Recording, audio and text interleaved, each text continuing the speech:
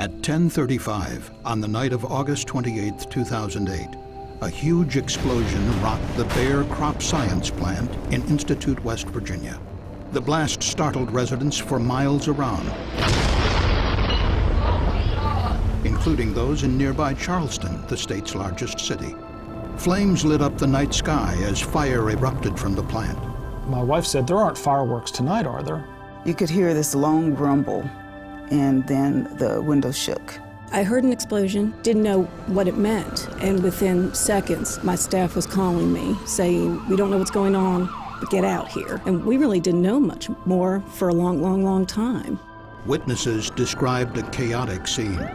Emergency responders were refused critical information about the accident by Bayer officials, delaying a shelter-in-place order for 40,000 residents. Fires continued to burn unidentified chemicals for 4 hours. 2 workers died from injuries suffered in the blast, and the community would soon learn the consequences could have been even more severe had an above-ground storage tank of the highly toxic chemical methyl isocyanate, or MIC, been breached. That is the same dangerous chemical that was released during the catastrophic 1984 accident in Bhopal, India. The community surrounding Bayer Crop Science have been concerned for decades about the MIC stored there. Its presence added even more gravity to the series of safety lapses that we found preceded the tragedy. And when the accident occurred, the company refused to give out critical information to responders and the public.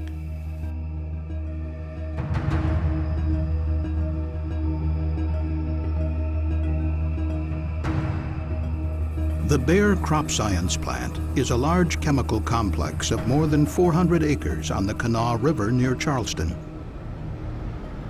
It is located in a populated area next to West Virginia State University. Bayer operated a number of manufacturing units using highly toxic chemicals, including MIC, to produce carbamate pesticides and other products. One unit located adjacent to a 6,700-gallon capacity storage tank of MIC used a series of chemical reactions to synthesize the pesticides methomyl and larvin. During the summer of 2008, the methomyl larvin unit was shut down for several months of scheduled maintenance, a major control system upgrade, and replacement of a 25-year-old pressure vessel called the residue treater. Inside this vessel, residual methomyl was decomposed at a high temperature. The waste solvent then used as fuel elsewhere in the plant. This process released heat and needed to be carefully controlled to prevent a runaway reaction.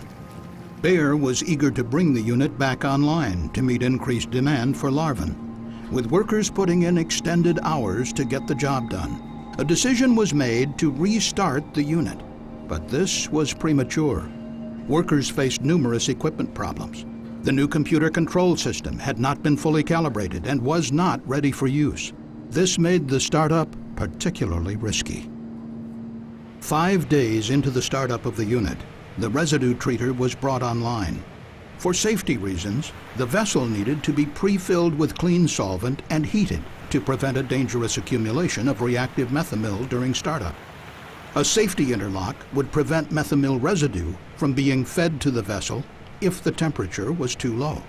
But some operators believed the heater could not reach the required temperature to open the valve.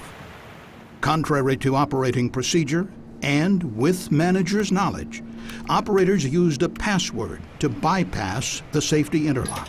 This routine workaround increased the likelihood of a runaway reaction.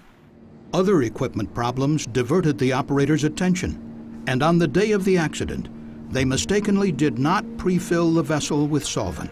Adding to the dangers, problems with the crystallizer raised the concentrations of methomyl in the residue significantly above the safe operating limit. During the day, the overconcentrated methomyl inside the vessel began to decompose, releasing heat. As the temperature climbed, the rate of the decomposition reaction increased rapidly. By 10 p.m., the temperature was approaching the safety limit. At 10:17, the pressure began to climb quickly, unnoticed by the board operator who was dealing with other equipment problems. At 10:25, the residue treater high pressure alarm sounded. The board operator mistakenly believed pressure was increasing because the vent pipe had become blocked, as had occurred many times in the past. He radioed 2 outside operators to check the vent pipe and set the vessel cooling system to full, but the runaway reaction could not be controlled. At 10:33 p.m., the residue treater violently ruptured.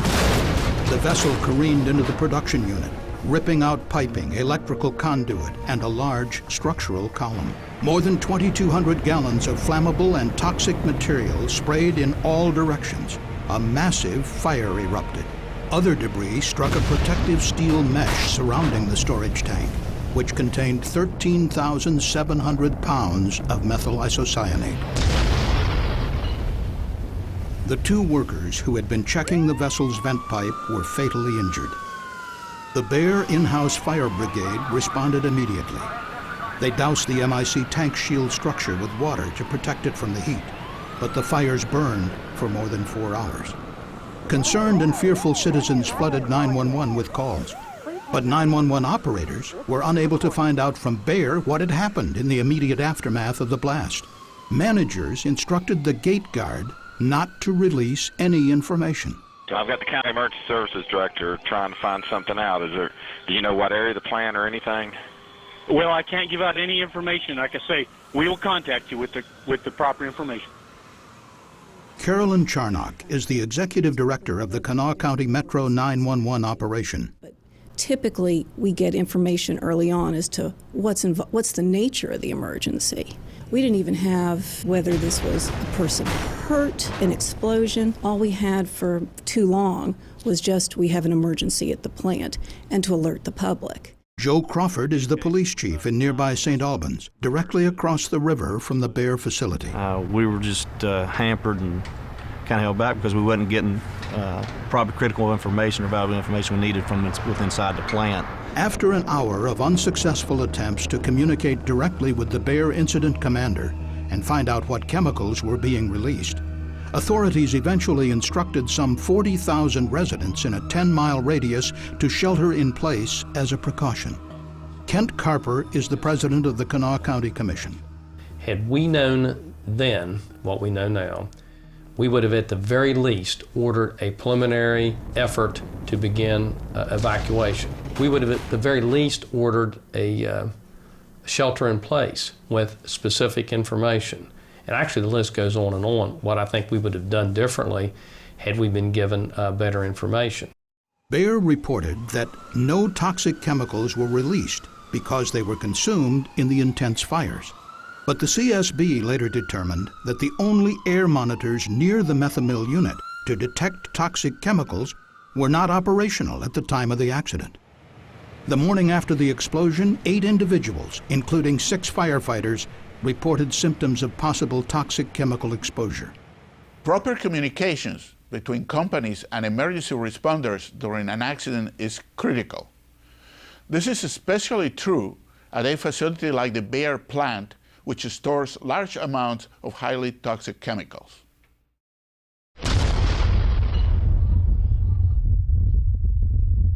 The community here has been asking about methyl isocyanate. Ken Ward is a staff writer with the Charleston Gazette. He has been reporting on the chemical industry in the state since 1991. What we heard after Bhopal was that, oh, well, that was over in India, and it really can't happen here. Pam Nixon is the environmental advocate with the West Virginia Department of Environmental Protection and a longtime resident of West Dunbar, a town neighboring Institute and the Bear plant. There are a lot of lives that could be impacted from a major incident down there. And when the community complains, the company downplays what the community says. And so they just feel as if they're not being heard. Every couple months you hear about a leak here or a release there or a spill there. Nothing, everybody always says it's nothing big, there was no impact to the community is the standard line from the plants. But people who have lived here and know about Bhopal and know about MIC always have in the back of their minds this fear and this worry that, well, could it happen here? During an April 2009 congressional hearing on the Bear accident, then CSB Chairman John Breslin noted that the explosion, serious enough as it was, could have been worse had the MIC tank been damaged. It was that very government affirmation of what everybody knew in the back of their minds that's forced a reform of what's going on here. In 2009, Bayer Crop Science announced that it would reduce the maximum inventory of MIC at the Institute site by 80%. And in January 2011, Bayer announced that it would stop producing, storing, and using the highly toxic chemical altogether. But there are many chemical facilities in the Kanawha Valley that handle large quantities of other highly toxic hazardous materials. At a CSB public meeting in Charleston in December 2010, the investigation team noted that resources are too limited at the Occupational Safety and Health Administration and at the Environmental Protection Agency to thoroughly audit facilities in Kanawha County and elsewhere. The CSB recommended that Kanawha County set up a program to do its own safety oversight of the plants. A model for this type of local program exists in Contra Costa County, California, a San Francisco Bay suburb that is home to many oil refineries and chemical plants. Randy Sawyer is the director of the Contra Costa program. Back in the 90s, there was a number of accidents that occurred in Contra Costa County. And the community and our Board of Supervisors were very concerned about this, and they wanted more safety oversight of the facilities. They wanted to make sure the facilities were operating as safely as they could. As a result, since 1999, the Contra Costa County Health Services Department has had the authority to oversee the safety of refining and chemical facilities. Highly qualified county experts conduct audits and inspections. The plants must submit and adhere to comprehensive safety plans. The program is self-financed through fees paid by the facilities. Contra Costa's program has drastically reduced the number of plant accidents that occur in the county. I believe it is a model that can be implemented in other places in the United States. It's been successful, it's been highly effective, and it has good results.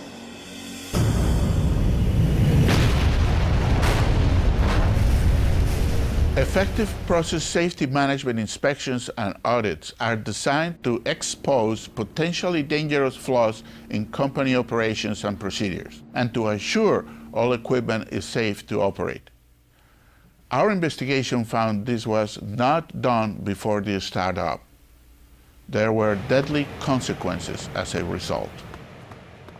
During our investigation, we determined that the Bayer startup of the methamill unit was begun prematurely because of pressures to resume pesticide production. We found serious deficiencies in the company's process safety management program. This resulted in a series of critical emissions during the startup that led to a runaway reaction and violent explosion. The startup took place before fully calibrating a new computer control system, before operators had been trained on the new system, and before all equipment was installed or fully operational. The CSB also found that operators intentionally overrode an interlock system that was designed to prevent a runaway reaction. Human factors played a big part in this accident. There was a lack of enforced, workable standard operating procedures and adequate safety systems. And without these kinds of protections, mistakes would prove fatal. Many of the findings parallel those from the CSB's investigation of the deadly explosion at BP's Texas City refinery in 2005. In both cases, the CSB found that the companies permitted deviations from standard operating procedures during startups. These deviations were seen as necessary to get the job done.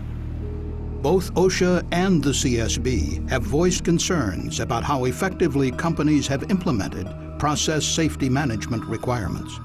To address the serious deficiencies found at the Bayer plant, the CSB recommended that OSHA and the EPA conduct comprehensive process safety inspections of the facility.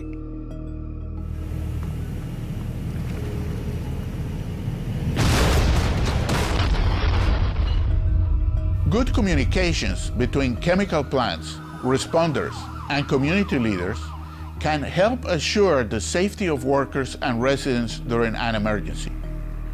But preventing accidents requires companies to have effective process safety management programs. The fact that accidents continue to occur shows the need for improved inspections and oversight, whether at the federal or local levels. Thank you for watching this CSB safety video.